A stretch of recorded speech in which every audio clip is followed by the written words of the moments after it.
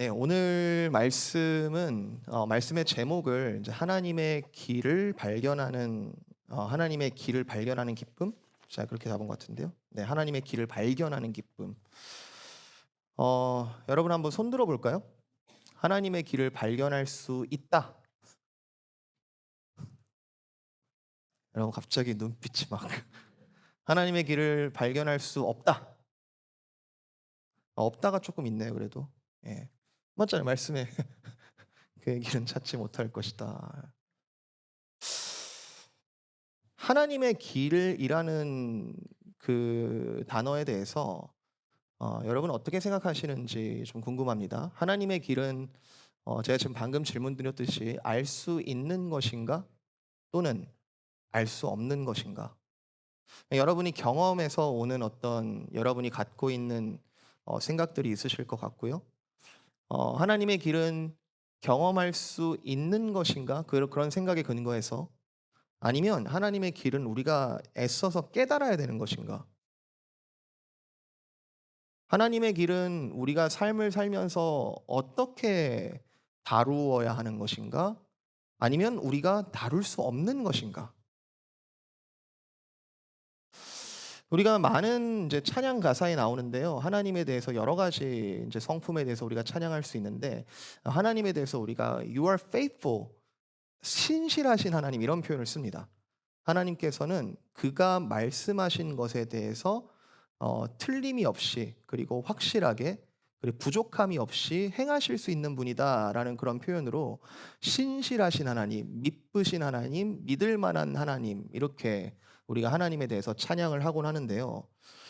신실하신 하나님이라고 우리가 찬양을 우리 영혼 깊숙하게 그것을 찬양을 하려면 우리가 뭘 믿는 것이냐면 그 얘기는 하나님은 그 말씀을 통하여서 또 우리에게 알려주신 우리에게 깨닫게 하신 그 진리들에 대하여 하나님은 일관적으로 말하신 그대로 행하시는 분이시다.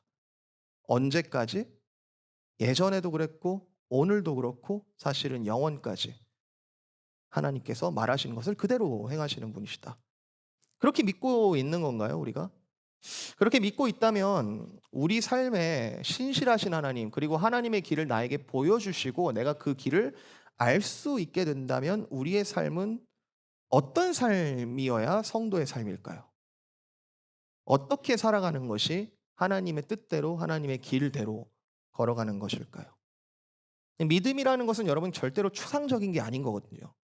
아까 우리 장로님께서 기도하셨지만 그 기도 제목들을 그냥 우리가 지금 교회 행사들을 쭉 나열하는 게 아니에요. 살아계신 하나님께서 우리의 간구를 하는 거죠. 살아계신 하나님께 우리가 간구를 하는 것이잖아요. 이러이러한 부분들에 대하여 하나님께 간구합니다. 인격적으로 살아계신 하나님 일하여 주십시오. 아시는 분들 아시겠지만 제가 요즘에 조카들이 저희 집에 와 있어서 뭐 여러 가지 또 활동을 해야 되잖아요. 여기 필라델피아에 오면은 굉장히 자랑스러워할 만한 것이 이제 뮤지컬, 성극 뮤지컬 이게 랭캐스터 있지 않습니까? 저도 웬만하면 이제 매년 거의 매년 이렇게 돌아가기 때문에 올해는 모세를 하더라고요. 모세. 모세. 제가 모세 이야기를 모르겠습니까? 알아요. 아는데 어제 이렇게 같이 봤는데 굉장히 새롭게 또 분명히 알고 있었지만 어떤 뭐랄까요? 실감나지 않았던 뭐 이런 내용들이 이제 뮤지컬이 많이 보여주고 하는데 거기서의 주제도 그거예요. 그 이스라엘 백성들이 노예 생활에 있을 때 어 40년 만에 나타난 모세가 하나님께서 떨기나무 가운데 나타나셨다. 당신들을 구하시려고 하나님께서 그 언약을 기억하사 당신들을 구하시려고 나를 보내셨다. 했더니 백성들이 안 믿는 못 믿는 거죠. 그런 하나님 어디 있냐? 신실하지 않다. 그 하나님 어디 계시냐? 나타내 봐봐, 보여달라. 결국에 그 백성들이 구하는 것은 살아계신 하나님에 대한 경험, 그리고 살아계신 하나님에 대한 깨달음, 살아계신 하나님에 대한 믿음을 필요로 하는 것이죠. 그리고 하나님께서는 그렇게 행하십니다. 그죠? 자기 자신을 보이시고 바로 왕 앞에 열 가지 재앙이라는 열 가지 재앙을 미리 계획하셨다라고 보기는 어려울 것 같아요. 그 사람의 완악함에 대하여 하나님께서 끝까지 자기를 내보이시는 나는 이런 자다. I am. I am that I am. I am who I am. 오늘 이 본문에 대해서도요. 이게 관념적인 이야기가 아닙니다. 이방인에게 복음이 갔는가? 그 유대인에게는 복음이 포기되었는가? 이게 지금 관념적으로 하는 얘기가 아니라 지금 바울은 11장 1절 보세요. 그러므로 내가 말하노니 하나님이 자기 백성을 버리셨느냐? 그럴 수 없다. 내가 이스라엘 사람이고 내가 아브라함의 씨에서 난 자요. 내가 베냐민 지파다. 우리 가족 얘기, 우리 민족 얘기, 그리고 나와 연결된 사랑하는 사람들의 이야기. 그 가운데 하나님께서 어떻게 일하셔야만, 하나님께서 어떤 길을 보이고 계시는지에 대한 캐치가 바울에게는 너무나 중요한 문제였던 것이죠. 여러분, 하나님은 절대로 패시브한 분이 아니십니다. 우리가 종교, 요즘에는 이제 우리가 믿는 기독교 말고요. 종교 철학이라는 부분들이 이제 많이 학문적으로 발전을 했다고 해서 이제 종교성 이런 부분들에 대하여 많이 이제 연구가 되어 있는데 거기 나오는 신들은 대체적으로 패시브합니다. 인간이 만들어낸 신이라고 얘기하기도 하고요. 또 인간의 어떤 필요를 채워주는, 인간의 필요에 대하여 뭔가 치성을 드리고 뭔가 그를 감동시키고 뭔가 그에게 기도를 많이 해야만 그렇게 움직이는 신에 대해서 이야기를 하고 있는데, 여러분, 성경이 말하는 우리 하나님은 본질적으로 어떠한 조건이 있어서 움직이시는 분이 아니고 그분 안에만 있는 순수한 동기와 순수한 목적으로만 일하시는 분입니다. 조금 가혹하게 설명하면 우리의 어떤 행동과도 상관없이 그분은 그분의 뜻대로 일하시는 분이시죠. 그게 하나님입니다. 그리스 신화에 나오는 신들은 좀 되게 타락한 본성을 가지고 있잖아요. 그리스 신화가 재미있는 이유는 굉장히 인간적이잖아요. 그 신들이. 인간적인 신, 그 되게 모순적인 말 아니에요? 인간적인 신. 더 이상 신이 아니란 뜻이에요. 그냥 거기 나오는 신은 신처럼 그리고 있지만 그리스 로마 신화에 나오는 신들은 어떤 슈퍼맨, 초인 정도의 그런 이제 존재를 상정하고 있어요. 근데 하나님은 스스로 일하시는 분. 진짜 다행인 것은 스스로 일하시는데 어떠한 조건과 상관없이 스스로 일하시는데 선하시고 우리를 사랑하시는 분이라는 게 우리는 당연한 다행인 것이죠. 그분의 선하심 때문에, 그분의 사랑 때문에 우리가 오늘 이렇게 기동하고 있고 우리가 이렇게 살아서 또 소망을 품고 걸어갈 수 있게 한다는 것. 영원히 선하신 하나님께서 이 세상을 적극적이라는 표현도 부족해요. 주권적으로 통치하시고 개입하시고 인도하시고 그의 자녀를 마치 걸음마 뛰는 그 아이의 부모가 손을 꽉 잡고 있듯이 절대로 놓지 않으시고 인도하시고 그의 목적에 합당하게 끌고 가시는 것에 대하여 사실 신학적으로는 이것을 섭리라고 표현합니다. 섭리. divine providence. 섭리라고 말하는데요. 하나님의 뜻대로 일하시는 것. 세상 우주 만물을 하나님께서 그의 뜻대로 다스리신다. 이게 의미적으로 볼 때는 섭리라는 것 안에 창조가 포함된다라고 이야기할 수도 있어요. 창조를 하실 필요가 없으신 분이거든요. 하나님께서는. 그 안에 모든 충족하신 분이, 그 안에 모든 것이 부족함이 없으신 분이 뭐가 부족하셔서 창조를 하셨나. 그런데 그의 뜻은 그의 자녀들, 사랑하는 대상을 하나님께서 창조하셨고 그것을 위하여 창조물들과 모든 만물들을 만드신 것이죠. 그래서 우리 이렇게 얘기합니다. 하나님의 섭리 안에서 하나님께서 창조하셨다. 그것을 작정하셨다. 그리고 우리는 창조를 통해서 하나님의 섭리가 있음을, 그리고 하나님의 섭리가 어떠함을 우리는 알게 되는 것이죠. 그래서 우리는 이렇게 고백합니다. 아까 고백했잖아요. 전능하사 천지를 만드신 하나님 아버지를 내가 믿는다. 구약 성경은요. 온 세상과 온 인류를 만드신 하나님께서 더 이상 무엇도 필요가 없으신 그 하나님께서 그 특별한 사랑이 어떠한 믿음의 사람을 향하였고 그 믿음의 조상 아브라함으로 난 한 민족을 사랑으로 택하셔서 그 백성들이 어떠한 행보를 보입니까? 수많은 반역, 수많은 죄악, 수많은 불신, 수많은 속임, 비열함, 타락함, 배은망덕, 작심삼일, 적반하장, 회복불능, 다른 민족과 다를 바가 없을 때도 있고 때로는 다른 민족보다 더 악한 왕이 출현하여서 비양심적인 우상 숭배 그럼에도 불구하고 사랑으로 그 민족을 포기하지 않으시는 하나님의 러브 스토리 그게 사실 구약 성경 아닙니까? 여러분 성경을 읽어봤냐 안 읽어봤냐는 이런 데서 티가 나요. 구약 성경이 정말 사랑의 스토리구나라는 것은 우리가 그냥 뭐 누가 얘기해줘서 아는 게 아니라 그 말씀들에서 절절하게 끓는 하나님의 마음인 거예요. 우리가 지금 예레미야서 지금 매일 성경으로 묵상하고 있지 않습니까? 예레미야서 굉장히 하나님께서 혼내시죠. 이스라엘 백성들을 혼을 내시지만 그 안에 저 아주 기저에 깔려 있는 내가 근데 너희를 포기를 못하겠다. 바울은 구약 성경을 아무리 읽어봐도 하나님의 길이 너무 분명한 것을 알았습니다. 하나님은 그의 백성을 절대로 포기하지 않으신다는 것. 질문이 나오는 거예요. 유대인들에게 구원이 끊겼는가? 그들이 완전히 망했는가? 그럴 수 없다. 그럴 수 없다. 11절. 그러므로 내가 말하노니 그들이 넘어지기까지 실족하였느냐? 그럴 수 없다. 그들이 완전히 망하였냐? 하나님께서 내가 아는 하나님 그리고 여기서 계시하신 하나님은 절대 그런 분이 아닌데 왜 지금 나타나는 이 현상은 왜 이방인들은 복음에 대해서 열광하고 있고 왜 유대인들은 자기 스스로가 하나님에 대해서 그토록 아름다운 전통과 하나님께서 하신 일들이 그렇게 많음에도 불구하고 하나님을 거부하는 이 현상에 대해서 우리가 어떻게 이해를 해야 될 것일까? 여러분 로마서 여기까지 오면서 바울이 전한 복음이라는 건요. 바울이 받은 복음이라는 건요. 바울이 예수님을 만났을 때 일어난 일들이 있지 않습니까? 바울이 예수님을 만나기 전과 후는 너무 극적으로 다르죠. 어, 인생 전체와 관계된 총체적인 변화가 예수님 한 분으로 인해서 바울은 일어났습니다. 이것은 바울의 입장에서 볼 때 바울은 바리새인 중에 바리새인이거든요.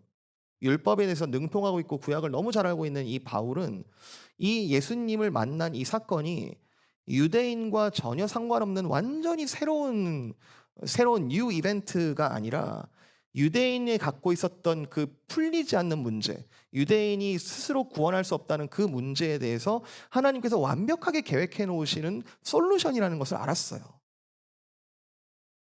예수님은 구약의 불완전함의 최종적인 해결책이셨고 모든 불완전한 왕들, 모든 불완전한 선지자들, 모든 불완전한 제사장들의 최종적인 완성이셨으며 아브라함, 모세, 다윗 등등을 통하여서 메아리치던 하나님의 약속이 계속 쌓이다가 그 약속이 완전하게 성취된 완성되는 것이 그리스도를 통해서 이루어졌다는 것을 바울은 발견한 것이죠. 이 바울이 이것을 이해하기에 유대인 민족에게 가장 큰 선물은 예수 그리스도인데 이것만 받으면 되는데 그동안 얼마나 배은망덕하고 얼마나 잘못했더라도 이것만 믿으면 되는데 예수님을 믿으면 유대인의 유대인됨이 완성된다라고 생각했는데 아이러니한 거예요. 유대인이 예수님을 죽였어요. 그동안 아무리 거부하고 아무리 구약성경에서 잘못했다 하더라도 하나님에 대해서 그렇게 잘못했다 하더라도 예수님만 믿으면 다 해결됐을 텐데 유대인이 예수님을 죽였다? 이 최종적인 거부? 로마서는 이 아이러니 위에서 지금 복음을 설명하는 거예요. 이 최종적인 거부는 유대인의 관점에서 인류 최악의 선택이었는데 로마서의 복음이 뭐라고 합니까? 의인은 없나니 하나도 없다. 아무도 하나님 앞에 의롭다 말할 수 있는 자가 아무도 없다. 그런데 유대인이 예수 그리스도를 죽임 그리고 거기에 대해서 하나님이 친히 그를 살리심은 이제 이 세상 어느 인류도 이 구원을 내가 받았다 말할 수 없고 오직 하나님의 은혜다. 오직 하나님의 은혜만 남게 하셔서 이전에 어떠한 짐을 지고 있었던지 간에 이제는 유대인이든 헬라인이든 주 예수를 믿으라. 그리하면 구원을 얻으리라. 이 결론에 도달하는 거죠. 10장 9절 한번 보실래요? 10장 9절. 네가 만일 네 입으로 예수를 주로 시인하며 또 하나님께서 그를 죽은 자 가운데서 살리신 것을 네 마음에 믿으면 구원을 받으리라. 네가 이전에 뭐였든지 간에 상관없다. 구원을 받으리라. 사람이 마음으로 믿어 의에 이르고 입으로 시인하여 구원에 이르느니라. 성경에 이르되 누구든지 그를 믿는 자는 부끄러움을 당하지 아니하리라 하니 유대인이나 헬라인이나 차별이 없음이라. 한 분이신 주께서 모든 사람의 주가 되사 그를 부르는 모든 사람에게 부요하시도다. 누구든지 주의 이름을 부르는 자는 구원을 받으리라. 그래서 이 십자가 사건이라는 것은 창조로부터 지금까지 유대인의 역사와 전통에서 궁극적이며 최종적인 사건, 바울은 자기 자신이 유대인으로서 이것이 우리 민족의 완성이다라고 발견했지만 참 아이러니하게도 유대인이 그것을 거부한 일, 유대인으로서는 최종적인 치료제를 그 거부한 이 사건이 오히려 이 구원이라는 것이 유대인이라는 민족적인 바운더리를 넘어서 모든 인류에게 흘러넘치는 은혜가 참으로 아이러니하다라는 것을 발견한 거죠. 여러분, 이게 어떤 의미냐면 죄 앞에서 유대인이 이제는 더 이상 자랑하지 못하게 되었다는 뜻이에요. 유대인 바깥에 있는 모든 이방인들이 이전에는 소위 부스러기로 떨어지는 하나님의 어쩌다 흘러넘치는 그 은혜가 아니면, 즉 하나님께서 허락하지 않으시면 그 은혜를 받을 수 있는 가능성조차 없었는데, 유대인의 순종 여부와 상관없이 하나님께서 친히 그 아들을 부활시키는 그 능력을 믿으면 구원을 얻는다는 평등한 원리가 비로소 펼쳐졌다는 것. 복음은 십자가만을 높이고 이 세상의 모든 것을 평평하게 하는 사건입니다. 우리가 받은 복음이라는 것은 오직 십자가만을 높이고 다른 어떤 조건들, 우리가 서로 비교하고 있고 상대화시키는 어떠한 조건들을 다 평평하게 만드는 사건. 예수 외에 다른 조건들은 영원하지 않고 일시적이다라는 것을 보여주기 때문에 우리가 아까 찬양했잖아요. 예수 더 알기를 원한다. 예수 보기를, 예수님만 높이기를. 자, 오늘 본문의 문제의식은 여기에서 발생합니다. 자, 바울은 이 예수를 만나고 나니까 모든 인류가 예수님을 만나기만 하면 모든 것이 해결된다. 모든 자유와 하나님께서 원하시는 그 해방이 비로소 그때부터 시작된다라는 분명한 방향성이 생겼는데, 이 물론 바울에게 이제 복음으로 하면은 누구에게나 전할 수 있잖아요. 자신이 유대인이지만 유대인에 가서 전할 수도 있고 이방인에 가서 전할 수 있단 말이에요. 그런데 하나님께서 바울이라는 사람에게 조금 특정한 부르심을 주신 것은 내가 너를 이방인의 사도로, 내가 너를 이방인으로 보내겠다라는 하나님의 특수한 부르심 가운데 지금 이방인에게 포커스를 하고 있는 사람입니다. 이해되세요? 바울이 이방인에게만 복음이 가야 된다고 주장하는 게 아니란 뜻이에요. 누구에게나 전할 수 있지만 하나님께서 특별히 바울을 이방인에게 너는 가라라고 부르시고 계시다는 뜻이죠. 자, 그런데 여기서 이 복음을 여전히 어떤 민족 단위로 인간이 서 있는 어떠한 현실에 맞추어서 이해하기를 좋아하는 사람들이 있었던 것 같습니다. 십자가 안에서 아무것도 내세울 것이 없는 은혜의 복음을 설명해야만 하는 그런 상황들이 있었던 것 같습니다. 나도 복음 경험했는데, 나 복음은 이러는 거 아니야? 복음은 이래야만 해. 복음은 이런 것이야. 우리가 교리의 일치성은 중요하지만 다양성과 개별성이 있단 말이에요. 우리가 복음의 부스러기만 맛보더라도 그 영생이 주는 시원함과 자유함과 놀라움이 엄청나서 우리가 그 경험한 그 복음을 전체 복음이라고 일반화시키는 오류에 빠지는 거죠. 지금 복음이 유대인한테는 안 가네. 이방인한테만 가네. 하나님이 유대인은 버리셨네. 라고 하는 잘못된 결론을 내가 경험한 복음에 의거해서 판단하고 있는 거죠. 자기가 경험한 그 복음이 정답이라고 단정 짓는 거예요. 자, 바울이 풀어야 할 시대적인 질문입니다. 메시아를 최종적으로 거부한 유대인은 이제 버려진 것인가? 현상적으로 그렇게 보이지 않는가? 바울을 포함하여 예수를 믿고 거듭나 변화되어 성령의 은사를 따라 자기 이웃과 온 세상을 향하여 선교적으로 살아가는 모든 이들이 경험하는 것은, 계속하여 유대인들은 복음을 전해도 전해도 거부하고 있는 것 같고 자기들끼리만 똘똘 뭉치는 것 같고, 그에 반해서 이방인들은 그 부스러기 은혜에 감사하고 감격하여 주께 막 돌아오던데, 게다가 로마 시대 이 당시에는 시대적으로 유대인들이 황제로부터 추방을 받기도 했어요. 그리고 얼마 지나 보니까 예수를 믿는 자들의 모임에 유대인들은 점점 줄어들고, 그러니까 이방인들은 이렇게 결론을 내리는 겁니다. 상황적으로 보니 하나님께서 유대인을 버리신 것 같다. 그리고 우리에게 주신 이 복음의 감격처럼 새로운 일을 시작하고 계시는 것 같다.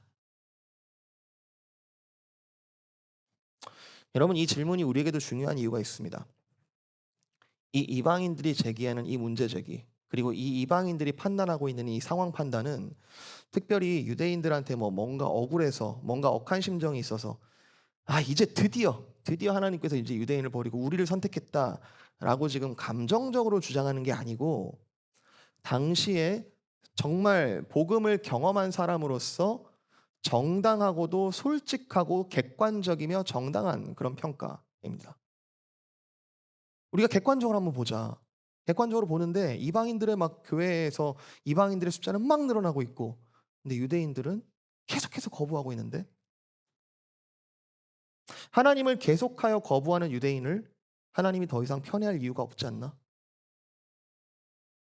그리고 최종적인 구원자를 그동안 거부했던 예대로 이 유대인이 또 거부를 해버린다면 이방인들은 이런 소결론을 낼 수 있는 거죠. 진짜 하나님께서 더 이상 그들을 붙잡지 않기로 하셨나 보다라고 판단을 내릴 수 있는 것이죠. 여러분, 여기까지 오는 가운데 제가 섣부르게 이방인의 이 생각이 틀렸습니다라고 말하고 싶지 않아요. 상황을 봤을 때 이방인들의 이러한 평가는 정당해 보입니다. 상황적으로 그러더라는 거예요. 이방인의 숫자들은 막 늘어나고 그 그리스도인들의 숫자는 막 늘어나고, 유대인들은 계속해서 핍박을 하고 바울을 어떻게 하면 죽일까 고민을 하고 있고, 그런 상황들이 반복되는 가운데 그런 평가를 내리지 않겠습니까? 하나님이 그들 버린 거 확실해 보이는데? 확실한 것 같아. 그런데 오늘 본문에 바울이 이걸 반박하는 거예요. 바울이 유대인이라서요? 아니요. 바울은 구체적으로 뭘 반박하고 있냐면, 우리가 어떠한 현상과 어떠한 상황, 그리고 어떠한 양상들, 우리가 경험하고 있는 그런 부분들을 솔직하고 정당하고 객관적으로 참이라고 판단을 하고 있더라도, 그게 어쩌다가 우연하게 또는 은혜로 하나님의 뜻과 일치할 때도 있을지는 모르더라도, 우리의 상황적인 판단은 영원하신 하나님의 뜻과는 불일치하기가 십상이고,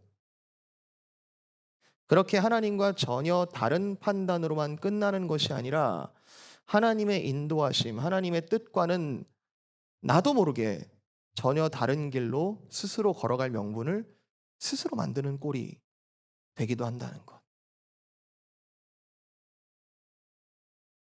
이방인들은 정당하게 지금 현상에 대해서 판단을 했겠지만, 바울은 하나님의 뜻과 하나님의 길, 그것을 보여주는 성경에 근거하여 이렇게 판단하는 겁니다.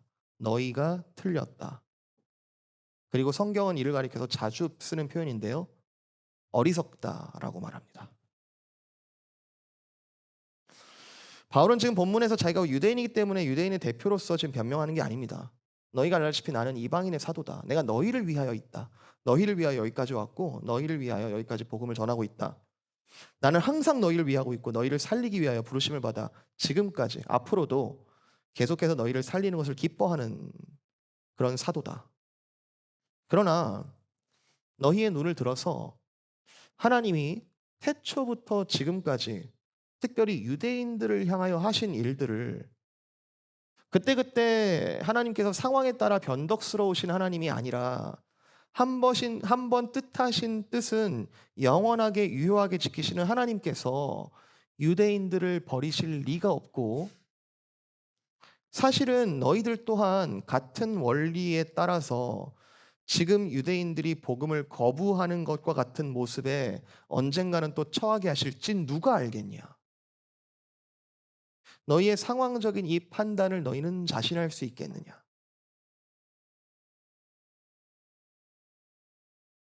여러분, 다시 한번 강조드리지만 이 상황적으로 또 교만해진 것 같은 이방인들 조금 교육하려고, 좀 교만해진 것 좀 잡으려고 너희들 교만하면 안 돼라고 피상적으로 가르치는 게 아니에요, 지금. 그러니까 어떤 카운터 파트로서 지금 또 얘기를 하고 있는 게 아니에요. 우리 이 세상에 어떤 어 의견을 만들어가고 어떤 정책들을 만들어가는 것은 서로가 토론을, 반대와 반대가 만나서 서로 누가 힘이 센 쪽이 만들어가는 거 아닙니까? 지금 바울은 니들이 지금 너무 심하니까 내가 지금 유대인 편에서 한번 입장에서 얘기를 볼게. 이게 아니에요. 이게 아니라 지금 바울이 너희가 틀렸어, 너희가 그렇게 생각하는 게 틀려라고 말하는 판단의 근거는 knowledge of God, 하나님에 대한 지식, 하나님을 아는 지식으로부터 근거하고 있고, 그 판단을 가능하게 하는 그 과정을 하나님께서 허락하신 이 말씀에서 찾고 있는 거죠.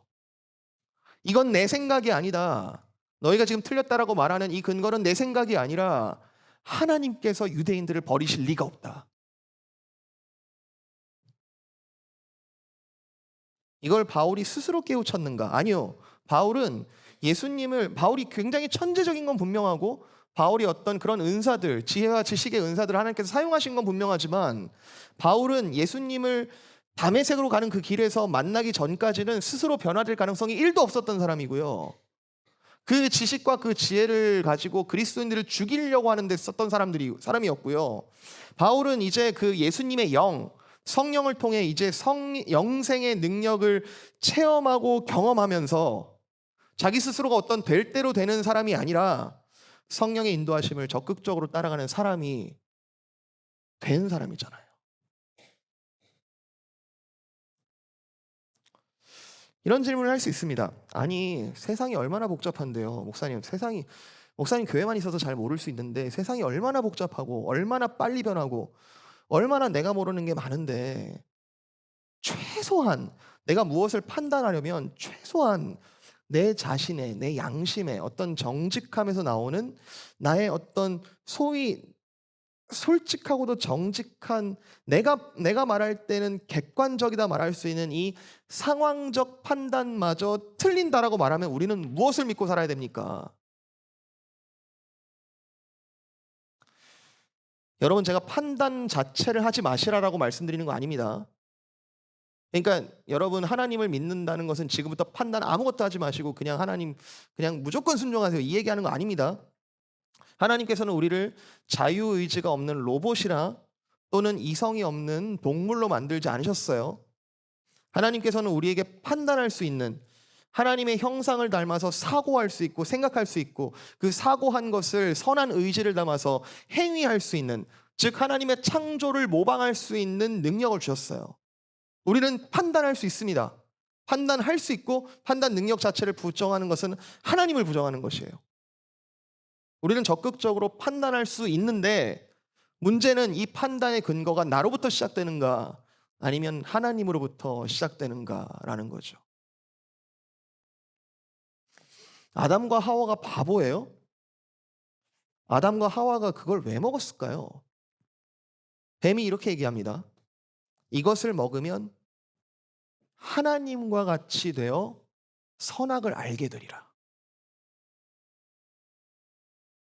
여러분, 이거 나쁜 말 아닙니다. 그죠? 이걸 먹으면 네가 선악을 분별하게 되고 하나님처럼 될 것이다. 이게 진짜 교묘한 말인데요. 저는 이 말만 두고 보면은 뱀이 되게 옳은 소리 한 거예요.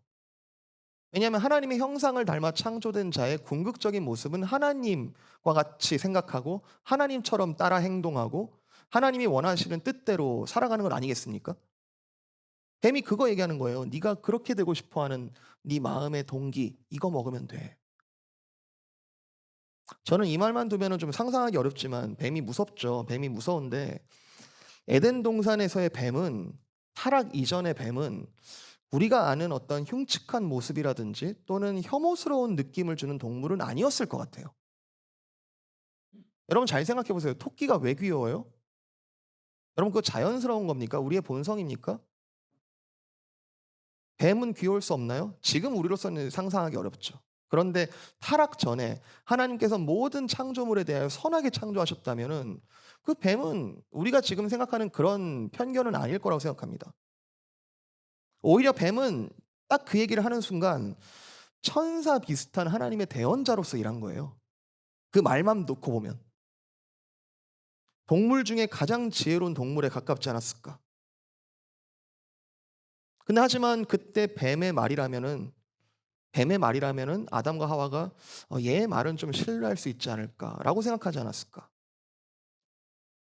하나님과 같이 되어 선악을 알게 하는 것. 그게 사실 하나님의 원래 목적이고 거기에 한 아담과 하와가 어떤 심정적으로 그래 상황적으로 이렇게 하는 게 하나님의 뜻 아닐까? 지금 이거 먹으면은 그렇게 된다라는 얘 말, 뱀이 나쁜 친구는 아니니까 이렇게만 하면 되는 거 아닐까? 상황적인 판단에 대해서 그렇게 아담과 하와가 내적으로 동의를 하지 않았을까? 문제는 아담과 하와가 그 판단을 상황적으로 했다는 겁니다. 여러 가지 상황들을 조합해 보고 여러 가지 그날 날씨와 그 에덴 동산의 상황과 그리고 지금 뱀이 말하는 어떤 말의 옳고 그름에 대해서는 제가 지금 옳다라고 얘기해 드렸어요. 이런 상황적으로 판단했다는 겁니다. 그 거룩한 목표를 추구하기 위해 목표는 맞아요. 근데 어떤 방법을 하라고 했어요, 뱀이? 이것을 먹으면 이것을 먹으면 영원하신 하나님의 뜻이 먼저 있었어요. 이것을 먹으면 정령 죽으리라. 먼저 있었단 말이에요. 하나님의 말씀과 뜻이 하나님의 길이 먼저 있었단 말이에요. 근데 아담과 하와가 그때에 뱀의 유혹에 넘어갔던 것은 그 목표에 대해서 동의를 했을지 모르겠지만 사실은 상황적인 판단에 자기가 옳다고 생각한 것을 행한 것뿐이죠. 그것도 완벽하게 정반대되는 판단과 행동. 먹지 말라. 근데 먹었어. 어떤 변명도 허용이 안 돼요. 우리는 그 사건에 대해서 하나님이 너무 자비가 없으시다라고 오해할지도 모르겠지만 사실 그 인류 최초의 범죄 이야기는 하나님의 뜻을 벗어났을 때 상황적으로 인간이 자기 삶에 대하여 상황적으로 판단했을 때 어디까지 어리석을 수 있겠는가라는 것을 보여주는 것이죠. 어리석음으로 끝납니까? 아니요. 죄는 사망을 낳습니다. 이방인들이 생각하기에 유대인은 버려지고 이방인은 새롭게 택함받은 것 같아 보이는데 바울조차 어쩌면 이게 쉽게 반박하기 어려운 현상이에요. 실제로 성령께서 그렇게 역사를 하고 계세요. 이방인들의 문제 제기는 꽤 지혜로운 통찰처럼 보여요. 25절 형제들아 너희가 스스로 지혜 있다 하면서 이 신비를 너희가 모르기를 내가 원하지 아니하노니 이 신비는 이방인의 충만한 수가 지금 막 들어오고 있더라. 그래 나도 지금 보고 있는 현상이다.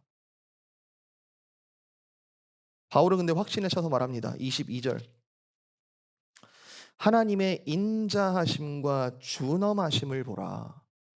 지금 이거는 상황적으로 하나님께서 유대인을 잠깐 버리거나 뭐 이방인을 갑자기 치켜 세운다든가 그런 차원이 아니라 하나님의 인자하심과 준엄하심을 보라. 넘어지는 자들에게는 준엄하심이 있으니 너희가 만일 하나님의 인자하심에 머물러 있으면 그 인자가 너희에게 있으리라. 그렇지 않으면 너희도 찍힐 것이다. 26절 나아가서 예언까지 하죠. 바울은 아주 확신해서 예언합니다. 온 이스라엘이 구원을 받으리라. 제가 예언이라는 걸 좀 말씀드리고 싶은데요. 예언이라는 건요, 여러분, 하나님의 뜻이 전부 다 펼쳐져 있지 않고 약간은 희미한 구약 성경에서는 예언자들의 예언은 어떤 양상을 보이냐면 아직 벌어지지 않은 미래에 대해서 하나님의 뜻을 전하는 성격이 강해요. 그러니까 우리가 소위 생각하는 그런 예언이에요. 앞으로 일어날 일들에 대해서 선지자들이 하나님의 뜻을 받아 설명을 하는 거죠. 그렇지만 하나님의 그 뜻의 최종적인 완성자 예수 그리스도께서 오신 이후의 신약 시대에서의 예언은 물론 아직 완전하게 도래하지 않은 그 종말적인 완성, 종말적인 그날을 기다린다는 차원에서 여전히 미래적인 차원이 있기는 있어요. 아직 오지 않은 그런 것에서 예언을 하죠. 그러나 많은 경우에 신약에서의 예언은 이미 주어진 이 성부 하나님의 뜻이 예수 그리스도로 인하여 완전하게 성취되었다는 것을 성령께서 보여주시고 알게 해주시고 깨닫게 해주셔서 나아가 그 뜻을 합당하게 살게 할 수 있는 원리로 기능하게 하는 게 예언이에요. 뭔가 새로운 것을 알려주는 것이 아니라 이미 주어진 그 하나님의 뜻을 우리에게 정확하게 알게 하시고 정확하게 기동할 수 있도록 액티베이트하는 그런 역할을 예언이 합니다. 방언? 고린도전서 14장에서 얘기하죠. 방언? 그래 신비하다. 그 참 알 수 없는 그 언어들을 하나님께 주셔 가지고 참 신비하다. 신비한 성령의 역사다. 그러나 방언하는 자는 꼭 예언하는 자와 같이 사역해야 할 것이다. 그 뜻을 풀어주는 자와 함께 짝을 이루어야 할 것이다. 이것은 성령께서 주시는 어떤 은사에 대하여 차등이 없다. 예언이 더 좋은 거고 뭐 방언이 더 좋은 것이다. 이런 뜻이 아니고 그리고 어떤 최고의 은사 하나로 혼자 사는 게 아니고 은사라는 것은 교회를 위하여 다양한 지체가 함께 선을 이루어가는 것인데 그중에 예언이라는 것은 여기서 지금 바울이 온 이스라엘이 반드시 구원을 받으리라 라고 이렇게 예언하는 것은 이방인들이 너희가 상황적으로 잘못 판단하지 말고 하나님의 뜻을 다시 한번 볼래? 하나님의 말씀 다시 한번 살펴볼래? 이게 하나님의 뜻이고 그러면 우리가 앞으로 어떻게 하겠니? 나중에 예루살렘의 그 고통받는 그 형제 자매들을 위하여 우리가 헌금도 걷자 이런 얘기 하잖아요. 뒤에 15장에 나옵니다. 연보를 걷자 이런 얘기 하잖아요. 우리가 유대인들 버려줬다고 해서 그냥 버리는 게 아니라 어떻게 해야 되겠니? 제가 보기에는 이게 로마서의 특징입니다. 어려운 문제를 바울이 담대하게 다루기 시작하면서 확신으로 끝내요. 굉장히 풀기 어려운 문제를 시작하는데 확신에 차서 말씀을 맺습니다. 그리고 그 확신의 근거는 바울은 항상 그래요. 내 생각에는 내 지금 상황적인 판단에는 이렇게 이야기하는 것이 아니라 말씀 속에서 찾아낸 그 하나님의 뜻 우리가 현상 어떤 문제 제기 우리가 마주하는 그런 상황들은 다양할 수 있지만 바울은 이렇게 확신에 찬 편지를 어떻게 쓸 수 있냐는 말인가? 그것은 우리의 여러 가지 상황이 있다 할지라도 우리를 이끄는 하나님의 섭리, 하나님의 뜻, 하나님의 길, 영생으로 이끄는 원리는 단 하나밖에 없기 때문에 그렇습니다.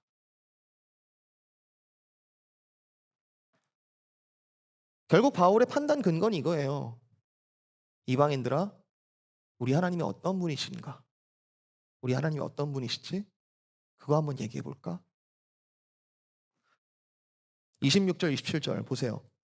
인용하고 있잖아요. 구원자가 시온에서 오사 야곱에게서 경건하지 않은 것을 돌이키시겠고 내가 그들의 죄를 없이 할 때 그들에게 이루어질 내 언약이 이것이라. 이거 이사야 말씀을 인용한 건데 저 이사야 말씀 읽었지만 이렇게 뜻깊게 읽지 않았어요. 뭐 그러신가 보다라고 읽었지만 바울은 이걸 믿는 거죠. 반드시 유대인들을 구원하시리라.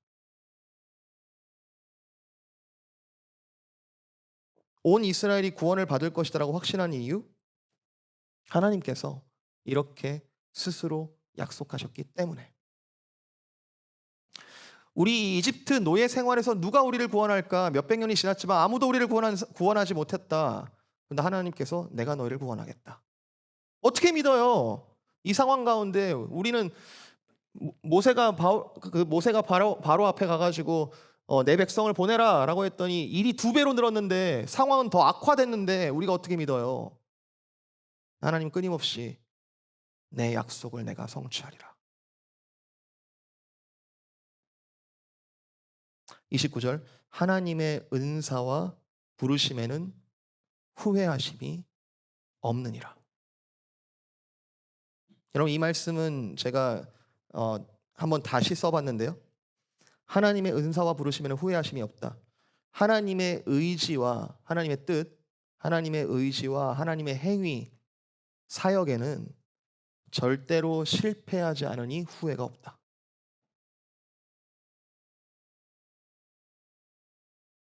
이게 우리의 상황을 판단하는 유일한 원리입니다. 여러분 상황들을 어떻게 판단하고 계십니까? 여러분 지금 어떤 때를 살고 계십니까? 좀 나아졌나요? 아니면 특별히 힘든 때를 살고 계십니까?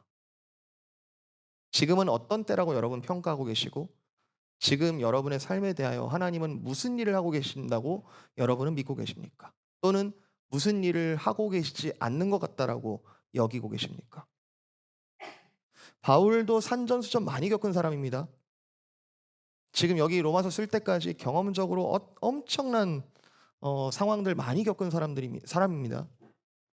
근데 바울은 가면 갈수록 어떻게 자기 자신에 대하여, 삶에 대하여, 또 자기가 마지막 달려갈 길에 대하여 어떻게 그렇게 확신하고 있냐 하면, 적극적으로 자신의 삶과 자신의 둘러싼 상황들에 대하여, 때로는 환난과 고난에 대하여 그것을 겪고는 있지만 단일하시고 영원하시고 심지어 선하신 그 하나님의 뜻과 길에 계속하여 자기를 리플렉션하는 거예요. 왜냐하면 내 생각은 틀릴 수 있고 내 상황 판단은 틀릴 수 있지만 하나님의 뜻은 바뀌지가 않는다는 걸 내가 믿으니까 거기에 자꾸 나를 비추는 거죠. 여러분 이거 대단한 믿음의 소유자나 대단한 거창한 일 아닙니다. 여러분 사랑방에서 이거 하는 거잖아요. 사랑방에서 이거 하는 거 아닙니까? 말씀에서 드러난 하나님의 뜻, 우리가 깨달은 하나님의 뜻을 우리의 삶 가운데 비추고 함께 회개하고 함께 교정하고 함께 구하면서 다시 한번 의지하고 사랑으로 격려하고, 그거 사랑방에서 하는 거잖아요. 하나님의 뜻을 알고 따르고 싶어하는 성도라면 당연한 반응이잖아요.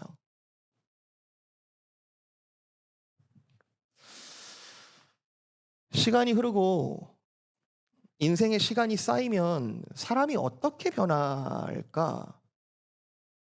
저도 아직 많이 쌓이진 않은 것 같아서 저도 많이 궁금하고, 참 성도님들의 삶을 보면서 함께 나누면서 목회적으로 관찰하면서 참 배우고 있는 게 하나 있습니다.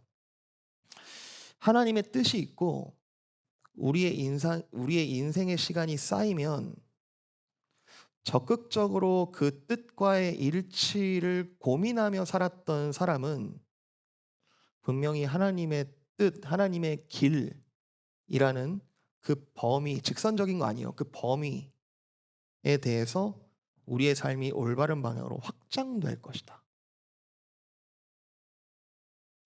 우리가 그때그때 영적인 상태를 하나님이 아시는 것처럼 정확하게 판단할 수 없잖아요. 상황적 판단은 틀릴 수 있잖아요.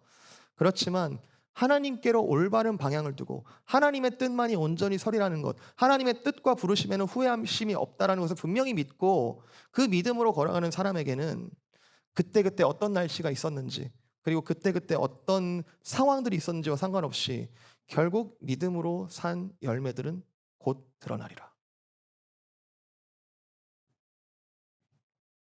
근데 그 하나님의 뜻, 하나님의 길, 하나님의 인도하심이라는 그 범위를 너무 작게 상정한 사람은, 왜냐하면 그 하나님에 대해서 내가 이거밖에 모르는 사람이 있을 수 있잖아요. 하나님 이 정도밖에 못하는 거 아니야? 그걸 너무 작게 상정한 사람은 그 자체가 큰 오해이기도 해요. 하나님이 얼마나 크신데. 근데 하나님이 요거밖에 못한다라고 생각하는 사람에게는 신앙생활이 얼마나 재미가 없을까? 아, 신앙은 이거잖아. 이거. 나 예수님 알아. 신앙 이거잖아. 이 정도잖아. 더 깊이 생각하고 싶지 않고 이와 관련하지 않은 내 삶엔 이만큼이 있기 때문에 모르겠어 난. 그 뿌리가 깊지를 않으니까 환란이 오면 픽픽 쓰러지고. 이 바울의 확신이라는 것은 나랑은 너무 다른 사람. 이게 좀 특별한 사람. 특별히 신실한 사람. 믿음이 있다는 사람의 이야기고, 사실은 오히려 세상에 더 흔들리고 있는 내가 더 인간적이라고 여기고 있고, 바울은 인간적이지가 않아. 내가 더 인간적이야. 사실은 내가 그런 사람인지도 잘 모르고 적극적으로 불안하게 살기를 매사에 선택하며 살아가는 사람. 왜냐하면 하나님이 이거밖에 못할 줄 아니까. 저는 성화라는 것은요. 성화. 사실 하나님께서 우리는 그걸 믿어야 됩니다. 우리는 하나님께서 예수 그리스도를 우리를 주로 고백하는 순간부터 우리는 의롭다 여김을 받습니다. 모든 죄에서 죄 사함을 받습니다. 그리고 나서 시작되는 것은 성화죠. 그 성화라는 것은 하나님의 거룩하신 뜻에 우리의 삶이 일치되어지는 노력과 은혜라고 생각합니다. 신앙생활의 재미, 신앙생활의 기쁨, 신앙생활의 묘미라고 말할 수 있는 것이 있다면 나의 그 옛자 그리고 본성을 거스리는 일들이 사실은 너무도 힘들고 본질적으로 불가능한 그 일을 어머 성령께서 함께 하시니까 이 일들이 일어나네? 동행하시니까 이 일들이 변화되네? 내가 성령님과 적극적으로 동행함으로 있어 조금씩 변화하는 거 이게 신앙생활의 묘미거든요. 교회 가서 어떤 사람을 만날까? 오늘 무슨 얘기를 할까? 이게 아니고 이게 신앙생활의 묘미거든요. 이게 진짜 재밌거든요. 이게 단편적인 쾌락이 아니고 내 생명에 정말 깊숙한 곳에서 올라오는 조이거든요. 조이. 나와 이웃이 살아나는 기쁨이거든요. 근데 진짜 어이가 없는 것은 이 하나님의 뜻이라는 범위에 내가 와 이만큼 경험해 보니까 너무너무 묘하고 너무너무 달고도 아름답고 너무너무 기쁘다라고 생각했는데 내가 좀 더 많이 가까이 간 줄 알았는데 이제는 하나님을 좀 더 아는 줄 알았는데 가보니까 하나님이 더 큰 거예요. 내가 경험하게 될 기쁨이 더 크게 상정되는 거예요. 어머, 이 정도 기쁜 것을 내가 신앙생활이라 여기면서 기뻐해 왔는데 그게 내 간증이고 내 진실한 어떤 상황 가운데 하나님께서 일하신 맞는데 더 큰 기쁨이 계속 그것도 영원히 예비되어 있는 것을 보게 된다면 하나님이 막 내 앞에서 막 웃으시면서 나 잡아봐라 하는데 내가 잡을 수가 없어. 근데 그 안에 기쁨의 교제가 계속해서 일어나는데 내가 따라가는 것만으로 너무너무 기쁜. 여러분 33절 이하의 이 말씀은 인간이 하나님 앞에서 할 수 있는 가장 역설적인 행위입니다. 하나님의 지혜를 발견하면 욥이 그 입을 닫듯이 우리는 아무 말도 못할 겁니다.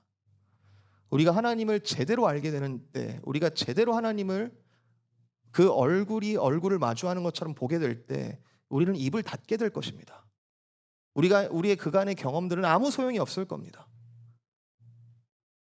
그러나 역설적으로 그 놀랍고 풍성하고도 깊은 그 지혜를 맛본 자는 하나님을 찬양할 수밖에 없는 거죠. 하나님께 탄성을 지를 수밖에 없는 거죠. 이 하나님을 전할 수밖에 없는 거죠. 옳은 복음을 값없이 은혜로 받은 자 그리고 이처럼 확실한 근거와 확신을 가지고 옳은 판단을 할 수 있게 되었다. 그 다음 뭘까요? 옳은 복음이 왔고 옳은 복음을 믿게 됐고 옳은 판단을 하게 되었다. 그 다음은 옳은 행위를 할 수 있게 되겠죠. 그제서야 우리는 생명으로 살게 됩니다. 이제 12장부터 여러분 옳은 행위에 대해서 나눌 겁니다. 이제 성령께서 이끄시는 무엇이 하나님의 뜻을 따라 사는 삶인지를 좀 구체적으로 이제 보게 될 것입니다.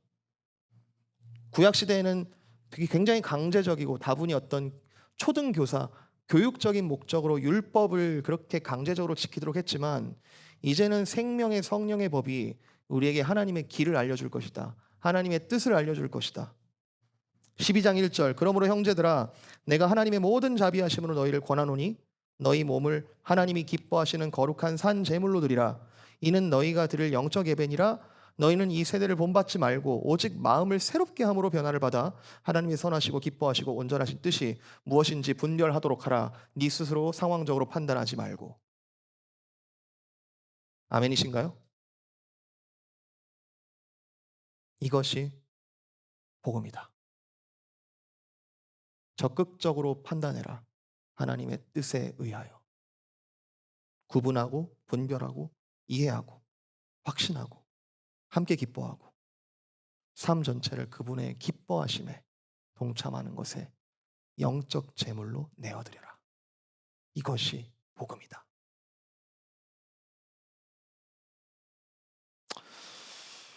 복음을 한마디로 설명할 수 없다는 거 점점 더 확실해집니다. 그죠? 너무너무나 다면적인 차원들이 있고 알면 알수록 너무나 깊은 이 복음에 대하여 여러분 풍성히 누리시기를 주님의 이름으로 축복드립니다. 아멘. 우리 마지막 33절부터 좀 큰 소리로 읽고 마쳤으면 좋겠어요. 이게 우리의 기도가 됐으면 좋겠고, 이게 지금 나의 다짐이 되었으면 좋겠고, 세상에서 하나님에 대해서 뭐라고 이야기하든 세상을 향한 우리의 믿음의 선포가 되었으면 좋겠습니다.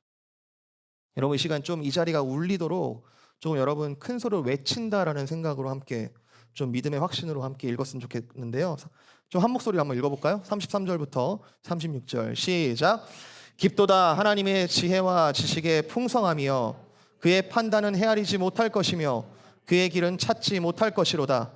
누가 주의 마음을 알았느냐? 누가 그의 모사가 되었느냐? 누가 주께 먼저 드려서 갚으심을 받겠느냐? 이는 만물이 주에게서 나오고 주로 말미암고 주에게로 돌아감이라. 그에게 영광이 세세에 있을지어다. 아멘.